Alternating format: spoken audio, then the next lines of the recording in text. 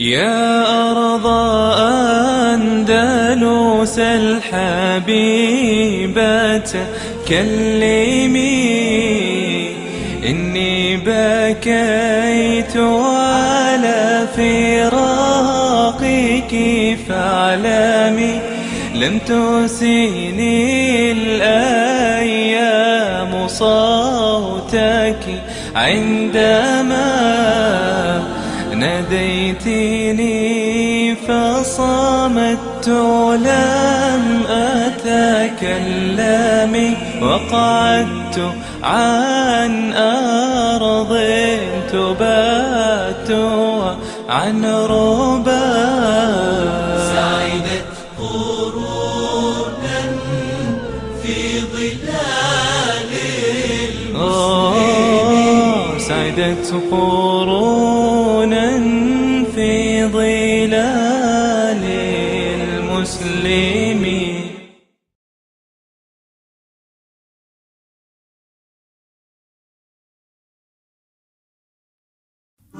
الأندلس حلم لم يراود مخيلة قادة المسلمين الأوائل. البحر، عبور الأطلسي، إفريقيا المفرقة واجتيازها. عمرو بن العاص وهمة القائد المتطلع لفتح وضم البلاد إلى حظيرة الدولة الإسلامية الفتية التي ارتقت مصر فتحفزت لعبور الصعاب، الصحاري والجبال. نظر إلى المغرب الأدنى وتمنى فتحه، فأوقفه عمر بن الخطاب وردد جملته الشهيرة: إفريقيا المفرقة. أمير مسؤول عن جنوده خائف على دمائهم يتمنى لدعوته الانتشار، ولكن ليس بفقدانه الرعية. تحرك سيدنا عمرو بن العاص بجيوشه، كان معه عبد الله بن الزبير بن القادة، وكان معه عقبة بن نافع. عمرو بن العاص أخذ طريق الشمال من الإسكندرية مع المدن الليبية الحالية مثل مدينة البيضاء ومدينة توكرة ومدينة بنغازي والمدن هذه. أما عقبة بن نافع فأخذ طريق الجنوب من حيث ناحية زويلة وناحية فزان وناحية أن القبائل البربرية والأمازيغية كانت تحتمي بالصحراء ضد النفوذ الروماني الموجود في الشمال. فلما جاء عمرو بن العاص وفتح مصر في السنوات الأولى من العقد السادس 24 21 كان معه في بعض الفتوحات ابن خالته عقبة ابن نافع، وكان طموحا شابا طموحا، وقيل إنه كان في الرابعة عشرة، فيعني استأذنه أن ينطلق إلى إفريقيا الشمالية، فانطلق ودخل إلى ليبيا ودخل إلى تونس، وبعد ذلك ظهر معه أبو المهاجر دينار. وكانت هذه بداية الفتوحات الإسلامية والمغرب، وهي فتوحات أشبه ما تكون بالاستطلاعات. أبى عمر بن الخطاب رضي الله عنه الإقدام على فتح بلاد المغرب في هذه المرحلة المبكرة من تاريخ الإسلام. يمكن أن نستنتج من هذا فقه الأولويات عند عمر بن الخطاب رضي الله عنه. كانت له أولويات، وهو الذي هو الخبير في الإدارة وفي السياسة، وهو يعلم بأن بلاد المغرب ربما حتى لم يزورها فهو يعلم عن مشاكسة هؤلاء القوم، على نشأتهم، يمكن أن نقول على الحرية المطلقة، وعلى ما سمعه من مقاومتهم لكل الأجناس الداخلة إلى المغرب. كان يريد عمر بن الخطاب رضي الله عنه لا إلغاء للفتح، ولكن تأجيلا له حتى استجماع قوته. لكن كان لسيدنا عمر بن الخطاب دائما يتخوف من قضية توسع الدولة، وكان دائما يريد ألا يكون حواجز من البحار أو من الأنهار أو من الوديان ما بين العاصمة وما بين المسلمين اللي دخلوا في الإسلام، حتى يستطيع يمدهم أو يغيثهم أو ينصرهم عند الشدائد أو عند الصدام. حينما يستجمع قوته ويضم معسكر أهل مصر، يضم إلى معسكر الإسلام الآتي من المشرق، يمكن البدء في فتح الإسلام أو في فتح البلاد المغرب تدريجيا. عصر عثمان شهد ألقا أكثر، لأن عثمان كان رجلا طيبا وأطلق العناد عمرو بن العاص. لأن مع بداية الأولى للدولة الأموية تم فتح بلاد المغرب بدءا من إفريقيا، فهو تأجيل لحظي لا إزالة من البرنامج إن صح التعبير لعمر بن الخطاب رضي الله عنه، إنما هو مجرد فقه وأولويات. يبقى القائد اللي فتح مصر هو عمرو بن العاص، وليبيا وبرقة هو عمرو بن العاص. عبد الله بن أبي سرح كان قائد الميمنة لجيش عمرو بن العاص في فتح مصر. في عهد سيدنا عثمان هو قاد حملة كبيرة جدا، لأن كان والي عثمان في مصر لإفريقية، وقتل الحاكم جرجير في إفريقية اللي هي تونس حاليا. ولما كان عثمان رضي الله عنه قد جعل عبد الله بن سعد بن أبي سرح أميرا على مصر بعد عمرو بن العاص، أمره أن ينطلق بجيش المسلمين إلى فتح بلاد المغرب، وبلاد المغرب تبدأ من بعد مصر مباشرة، تونس وليبيا والجزائر والمغرب وغيرها من هذه الدول كلها كانت تسمى عند المسلمين ببلاد المغرب، فهناك مغرب أدنى ومغرب أقصى. سكان المغرب قبل الفتح الإسلامي هم أمازيغ أو بلغة المؤرخين بربر.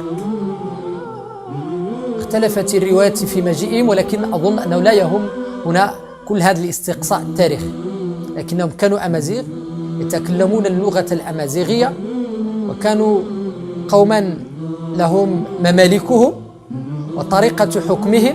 أرسل عثمان رضي الله عنه عبد الله بن سعد بن أبي سرح بجيش مكون من 10,000 مقاتل فيه جماعة من صغار الصحابة، والتقوا هناك بجيش من البربر، لأن هذه المنطقة كانت تسكنها البربر. وتنظيمه وقوتهم ورباطة جيشهم وشراستهم هي التي مكنت بعضهم من مقاومة الفاتحين أنفسهم.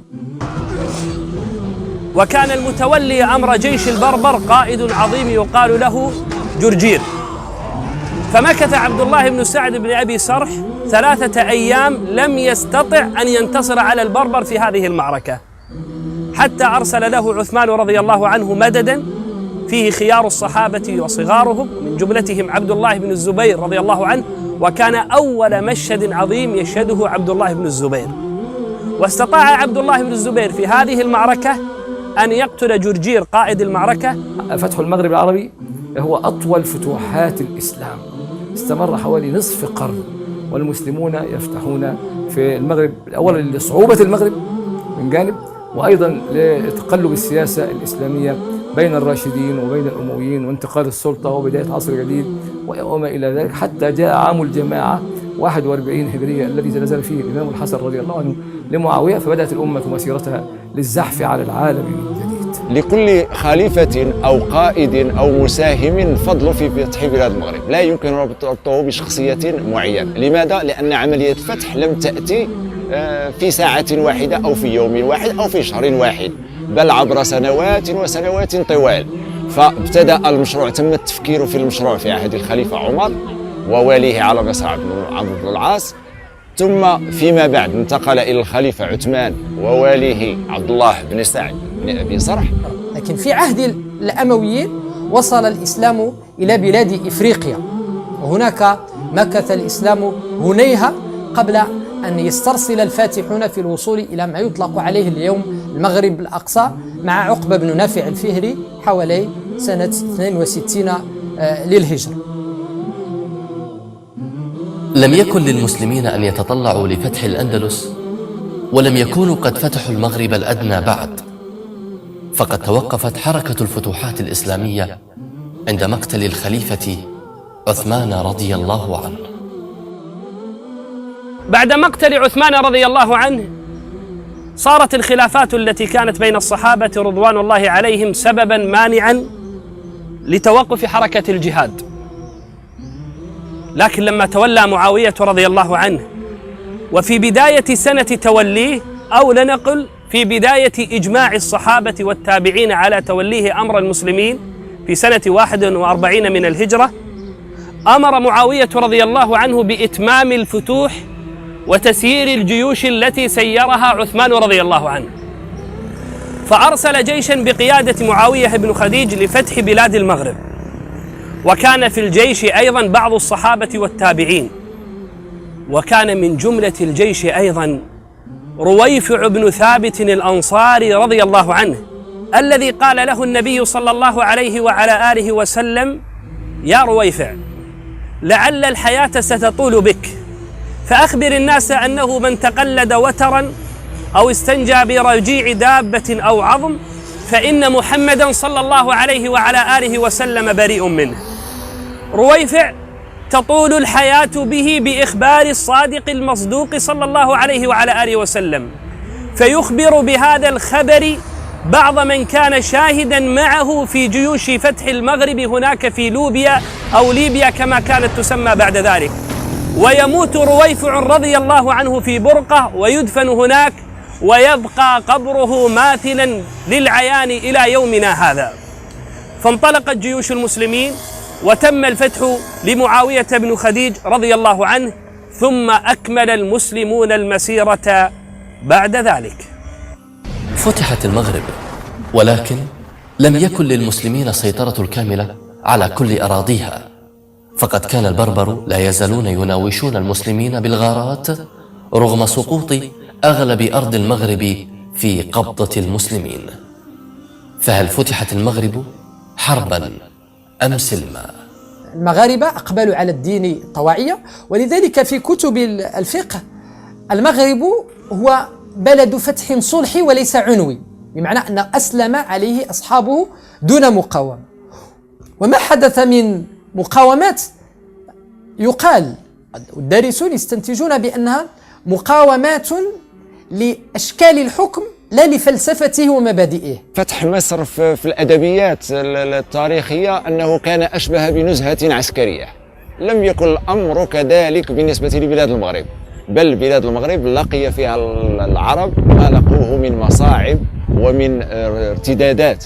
كان هناك اقتحام واعتقاد بأنه تمهدت البلاد لهم، ثم تعود الكرة عليهم يعودوا من حيث أتوا ثم يعودوا مرة ثانية. فالفتح لم يكن في خط تصاعدي واحد، بل كانت هناك محاولات عديدة لفتح بلاد المغرب. محاولة أخرى في عام 45 جيش آخر قاد معاوية بن حديج، لكن بدت ملامح الفتح الإسلامي في الشمال الأفريقي تتضح مع ظهور عقبة بن نافع.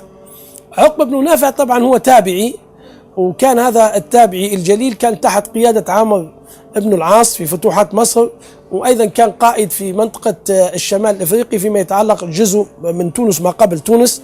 عقبة بن نافع بقى في تلك المنطقة حوالي 40 سنة.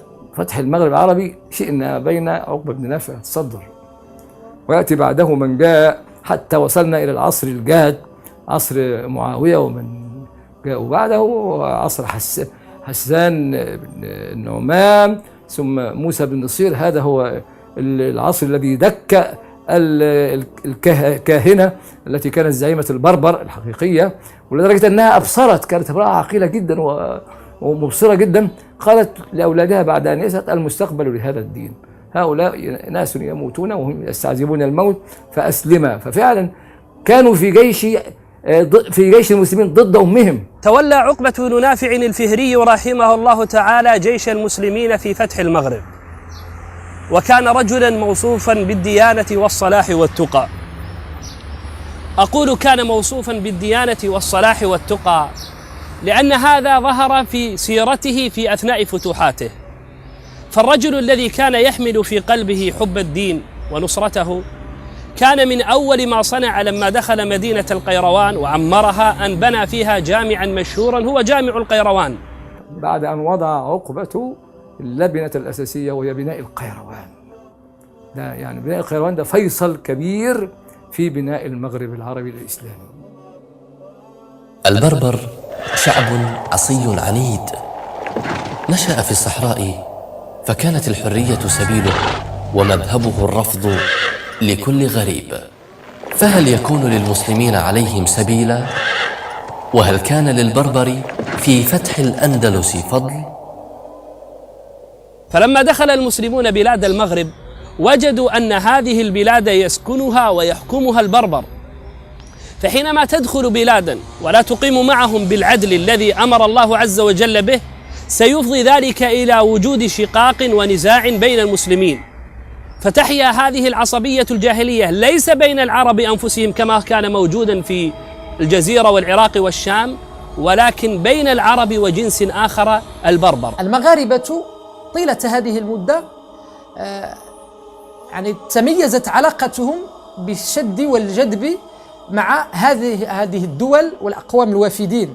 تارة كان ردهم عنيفا كما كان مع الرومان، ويمكن أن نستدل على ذلك بما قام به المماليك الأمازيغية أمثال تاكفانيراس أو أمثال يغورطة وجوبة إلى غير ذلك من المماليك الذين نصبهم الأمازيغ ملوكا عليهم، كانوا يحكمونهم بأعرافهم وبتقاليدهم ويدينون لهم بالطاعة.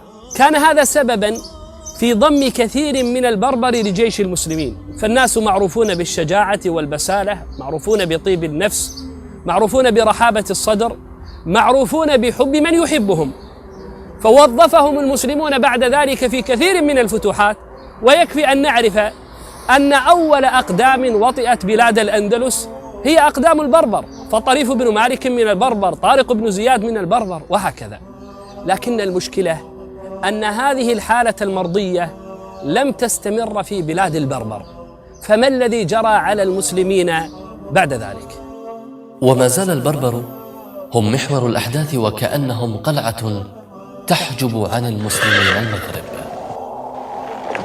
وكان استعصاء دخولهم الإسلام يحمل الغد للمسلمين بالمغرب، والأندلس إشراقة شمس تشع الدفء على القادمين إلى المغرب الأقصى. لما دخل عقبة بن نافع رحمه الله تعالى بلاد المغرب، حرص على أن يؤلف قلب البربر إلى الإسلام، ليس تمثلا ولا تصنعا ولا طمعا في بلادهم، لكنها عادة الفاتحين من المسلمين وصلحائهم أنهم يريدون أن يقيموا العدل مع كل أحد. فدخل عقبة بن نافع وعلمهم الإسلام حقا، ثم علمهم اللغة العربية صدقا. أحب الناس اللغة العربية، أحب الناس الإسلام، رأوا من عقبة بن نافع ومن معه من جيوش المسلمين صورا من صور العدل التي ينبغي أن يتصف بها المسلمون. هذا أبو المهاجر بقى فترة وأسلم على يديه كسيلة، واستطاع يكسب الكثير من القبائل البربرية من كتامة ومن مصامدة ومن الزناتة ومن لواتة ومن غيرهم من القبائل الأمازيغية.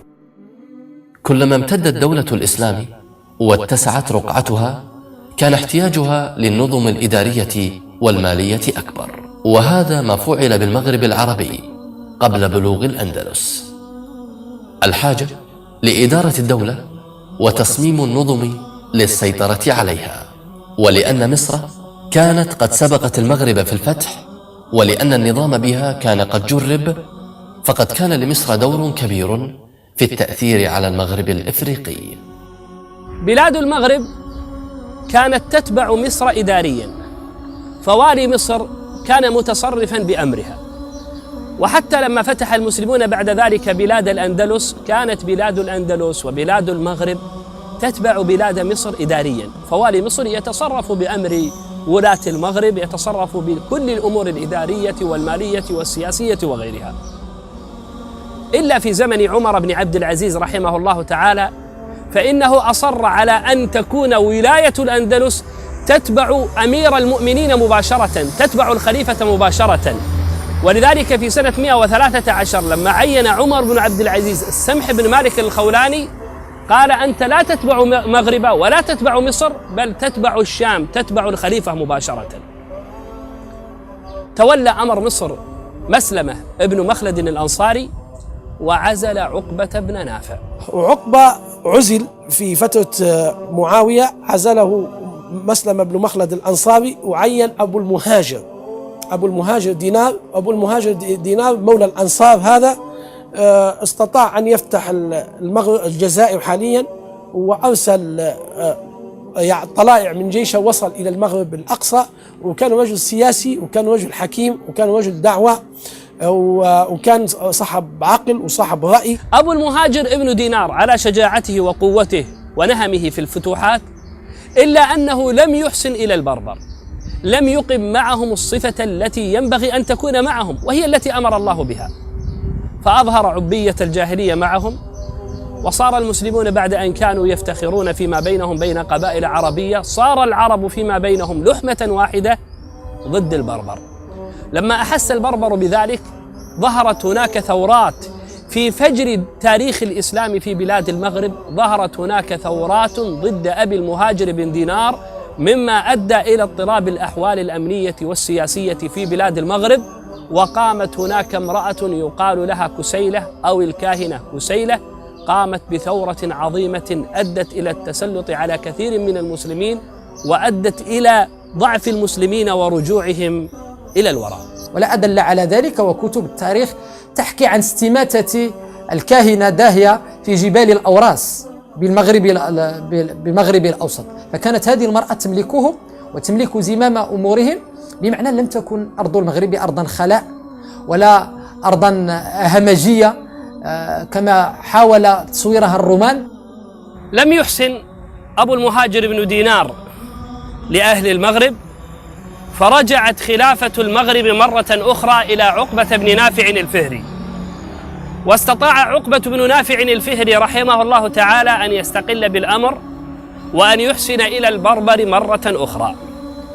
المسلمون مستعدون الآن إلى تولي زمام الأمور في بلاد المغرب لتكون انطلاقة إلى غيرها. وفعلا لما تولى عقبة بن نافع الفهري كان قد أخذ أبا المهاجر بن دينار معه أسيرا مقيدا في بعض المعارك مع البربر، مع كسيلة ومن معها من المناصرين لها. فلما رجع المسلمون من إحدى المعارك وتوجه أكثر الجيش، لم يبق مع عقبة بن نافع إلا 500 مقاتل، وفيهم أبو المهاجر بن دينار مقيدا الذي كان خصما له في يوم من الأيام. فجاءت هذه القوة الضاربة من جيش البربر بقيادة المتنبي أو الكاهنة كسيلة، فلما رأى عقبة بن نافع ذلك علم أنهم مهزومون لا محالة، علم أنهم مقتولون لا محالة، فقال لأبي المهاجر بن دينار بعد أن فك قيده: ارجع وانطلق واحكم الناس، دعني أواجه جيش البربر حتى أقتل. فرفض أبو المهاجر بن دينار، وحصلت المواجهة، فقتل عقبة بن نافع الفهري، وقتل أبو المهاجر بن دينار، وقتل أكثر من كان معهم. لكن بعد ذلك لما تولى زهير بن قيس البلوي استطاع أن ينتصر على كسيلة ومن معها، وانتصر المسلمون على البربر، وصارت المغرب كلها تحت حكم المسلمين، فصارت المغرب بعد ذلك بوابة لفتح بلاد الأندلس.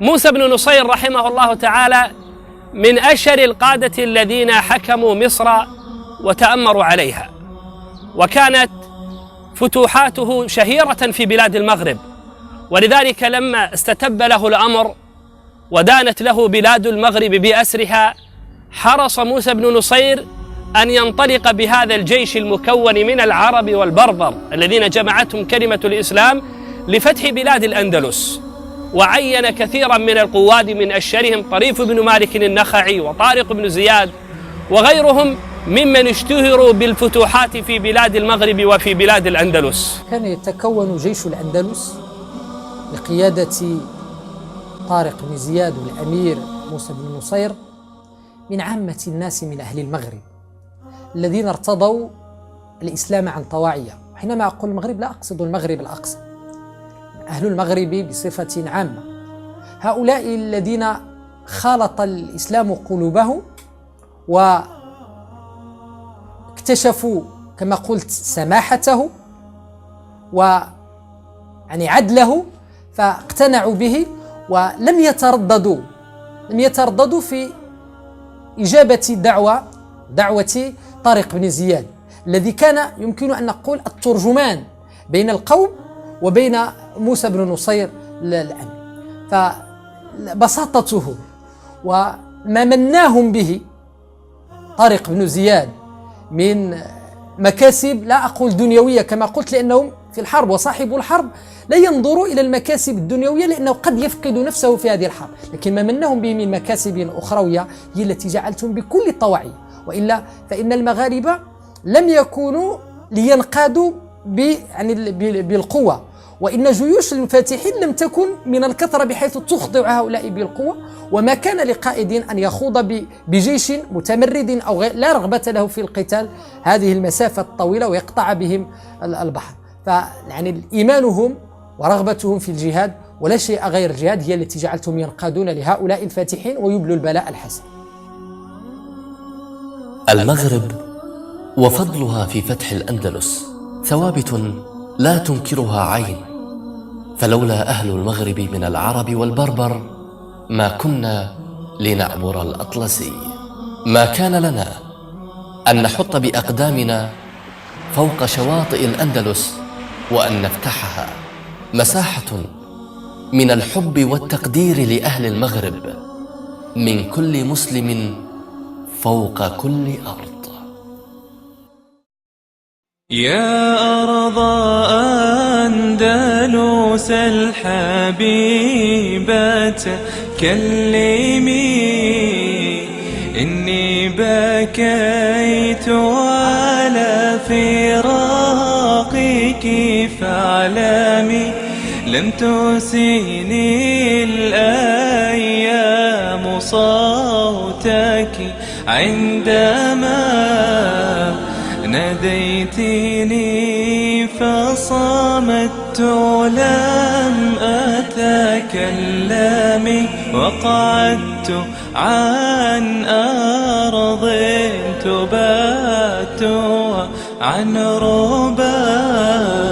سعدت قرونا في ظلال المسلمين، سعدت قرونا في ظلال المسلمين.